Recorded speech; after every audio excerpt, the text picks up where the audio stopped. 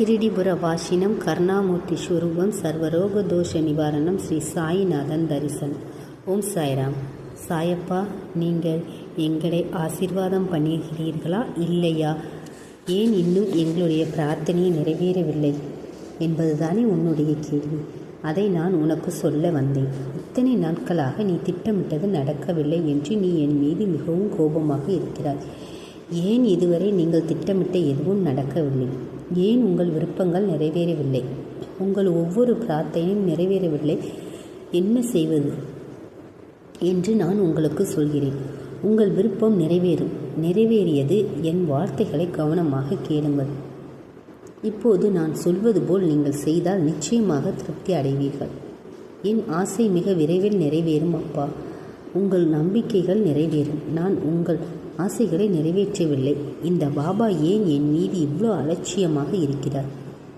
என் விஷயத்தில் அவர் ஏன் தாமதிக்கிறார்? என் பாபா உண்மையிலே நிறைவேற்றுவாரா இல்லையா?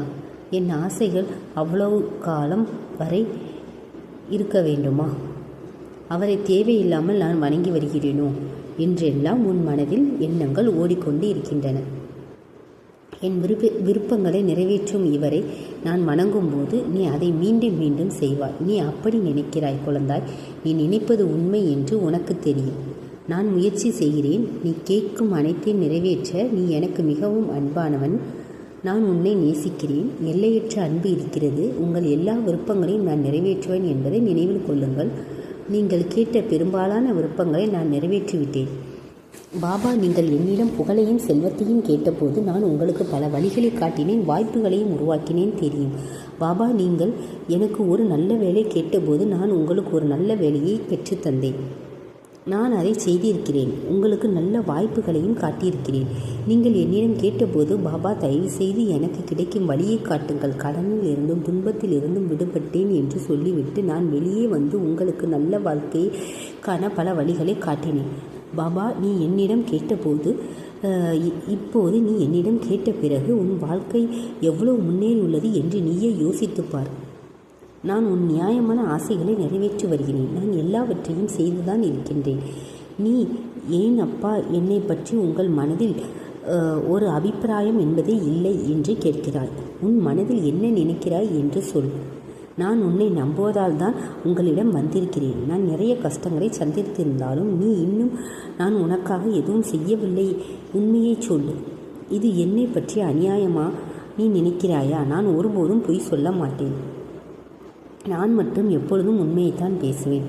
நீங்கள் கேட்ட ஒவ்வொரு விருப்பத்தையும் நிறைவேற்ற நான் கடுமையாக உழைத்து வருகிறேன் என்று நான் உங்களுக்கு சொல்வேன். ஆனால் நேரம் முடிந்துவிட்டது. அந்த விஷயங்கள் தாமதமாகி வருகின்றன. உங்கள் இதயத்தை கை வைத்து, பாபா நீங்கள் முன் வருகிறீர்கள் என்று சொல்லுங்கள். எனக்கும் வழிகாட்டு. நான் இப்படி கஷ்டப்படுகிறேன். உனக்கு நிவாரணம் தரும் ஒரு சுலபமான வழியை உன்னால் எனக்கு காட்ட முடியாதா குழந்தாய்? கடன்களிலிருந்தும் சுமைகளிலும் துன்பத்தையும் உன்னால் தாங்க முடியவில்லை. எனக்கு ஒரு நல்லதை காட்டாதே. ஆனால் கடனை அடைக்க பல வழிகளை காட்டு. சில நேரங்களில் வேலை இல்லை, சில நேரங்களில் அமைதி இல்லை, சில நேரங்களில் கடன் இல்லை. எனக்கு பதவி உயர்வு வேண்டும், இது வேண்டும், அது வேண்டும். உன்னுடைய எத்தனை ஆசைகள் நீ கேட்கவில்லையா? சொல்லு. நான் எத்தனை ஆசைகளையும் நிறைவேற்றவில்லையா? அன்பே, நான் உடல்நிலை சரியில்லாமல் மிகவும் கஷ்டப்படுகிறேன். இந்த நோயிலிருந்து விடுபட ஒரு நல்ல வழியை காட்டுங்கள் என்று நீ எங்களிடம் கேட்டபோது நான் உனக்கு ஒவ்வொரு பிரச்சனையையும் எனது பிரச்சனையாக கருதினேன். எனது நியாயமான ஆசைகள் அனைத்தையும் நிறைவேற்று என்று கூறினாய்.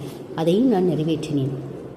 இவ்வளவு ஆசைகள் உன் ஒற்றை ஆசையை சீக்கிரம் நிறைவேற்ற முடியாமல் போவதற்கு பல காரணங்கள் இருப்பதை நீ ஏன் புரிந்து கொள்ளவில்லை? தாமதமாகிவிட்டாலும் நான் உனக்கு ஒரு உதவி செய்வேன்.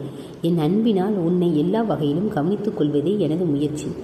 எதிர்காலத்தில் எந்த சிரமத்தையும் சந்திக்காமல் இருக்க வேண்டும். அதனால்தான் உன் வாழ்க்கையின் மிக முக்கியமான ஆசை தாமதமாகிறது. நாம் எல்லாவற்றையும் எடை போட்டு உங்களை பற்றி ஒரு முடிவை எடுங்கள். ஏனென்றால் அது உங்கள் வாழ்க்கையில் உங்களுக்கு மகிழ்ச்சியை தர வேண்டும். உங்களுக்கு எந்த வழியையும் விட்டுவிடக்கூடாது. என் மீதான எந்த எதிர்மறை உணர்வுகளையும் உங்கள் மனதில் இருந்து முற்றிலுமாக அகற்றவும். உங்கள் இதயத்தில் நீங்கள் எதை வலுவாக விரும்புகிறீர்களோ அதுதான் உங்கள் விருப்பம் என்பதை நினைவில் கொள்ளுங்கள்.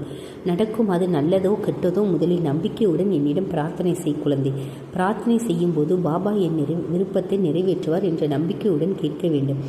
நீங்கள் எதை விரும்பினாலும் அது ஆரோக்கியம், செல்வம், வேலை, வாழ்க்கை துணை என எதுவாக இருந்தாலும் என் மீது முழு நம்பிக்கையுடன் என்னிடம் கேட்க வேண்டும்.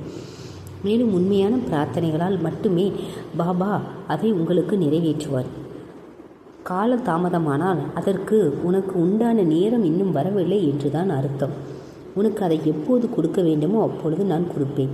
அதில் உள்ள சிரமங்கள் நீ எப்படி சமாளிப்பாய் என்பதை முன்கூட்டியே அறிந்தவன் நான். உனக்கு சரியான நேரம் வரும்போது தக்க சமயத்தில் நீ கேட்டதை விட 2 மடங்கு உனக்கு அதிகமாக செய்வேன். சற்று பொறுமை